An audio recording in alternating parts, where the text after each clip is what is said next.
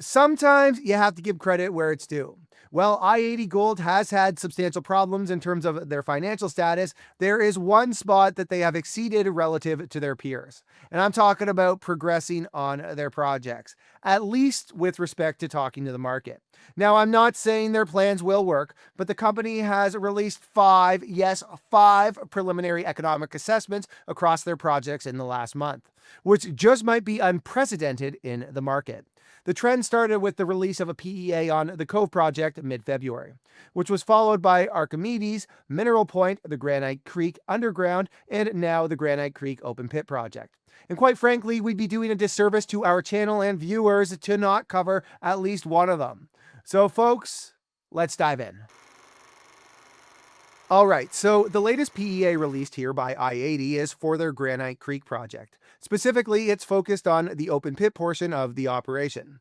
While the underground portion of Granite Creek is currently operating and the PEA released earlier this week already seems to be inaccurate, the open pit aspect of the project isn't slated to see the first ounce come out of the ground until mid-2029.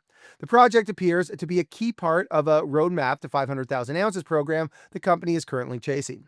Provided, of course, that i-80 is able to manage their current financial problems and make it through to the other side. Anyways, the open pit project is estimated to have an after-tax net present value of $421 million and an internal rate of return of 30%, which is based on $21.75 an ounce gold and a generous discount rate of just 5%. At $2,900 gold, the NPV is claimed to increase to $866 million, while the IRR gets bumped up to 50%, which of course sounds great on paper. And for a bit of reference, a PEA completed back in 2021 based on 1650 gold estimated a net present value of $245 million for Granite Creek, but that estimate included both the open pit and underground portions of the project. All right, we've been pretty high level up to this point, so let's dig in a bit more here. The preliminary economic assessment is based on a large open pit, carbon-in-leach mine that is expected to operate for an initial 10-year period. While i-80 Gold highlights in the news release that annual gold production would come in at 130,000 ounces, this is notably after a ramp-up period. The actual average annual production is estimated at about 110,000 a year over the 10-year mine life. And quite frankly, even that figure is a bit of a numbers game, with the current mine plan basically expecting wild swings in annual production figures. Like in year 5, production is expected to be around 85,000 ounces, while 2 years later, production doubles to its peak at 170,000 ounces, before dropping below 120,000 ounces just 2 years later. And the last 2 years of production averaged something like 33,000 ounces of gold production. Basically, it's all over the place. Well, tons processed is basically expected to be flat across the majority of the mine's life.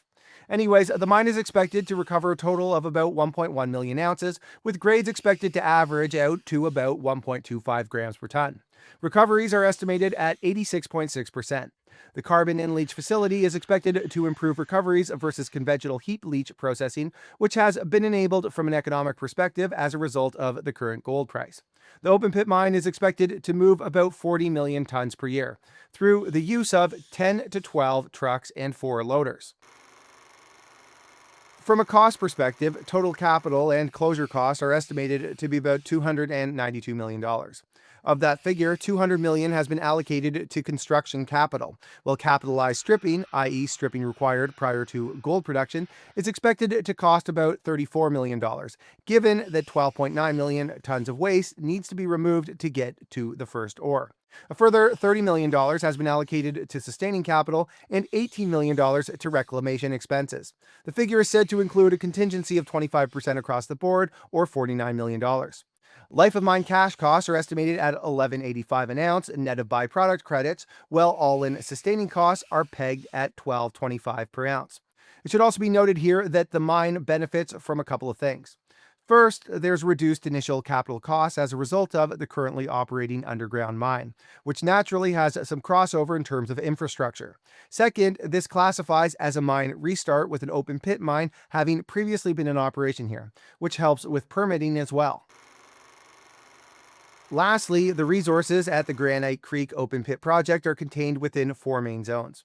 While separate zones, the mine plan basically calls for one big pit to be created as the different zones are mined. Total measured and indicated resources total 1.44 million ounces of gold at an average grade of 1.18 grams per ton, which is contained within 37.7 million tons of material.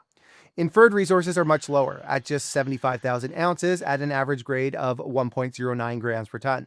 The figures are based on a technical report published all the way back in May of 2021. All right, so let's wrap it up. The assessment from a high-level perspective appears to be quite positive for i-80, with CEO Richard Young referring to the project as a potential company maker. The devil is always in the details, however, so we'll see how the numbers shake out once a feasibility study is released on the project, which is scheduled for the fourth quarter of this year. The bigger problem for i-80 at this juncture, however, is their financial profile, with a recapitalization plan which includes the deferring of certain debt and the raising of further capital currently ongoing. Granite Creek will probably be built, but it remains to be seen if that happens under the current iteration of i-80 Gold. All right, guys, PDAC week is over, so we're back at the desk bringing you guys daily stories. If there's stories you want us to cover, please let us know in the comment section. Also, if you like this content, please give us a like. If you haven't already, subscribe. And we love anybody who shares our content. Thanks for watching, everybody.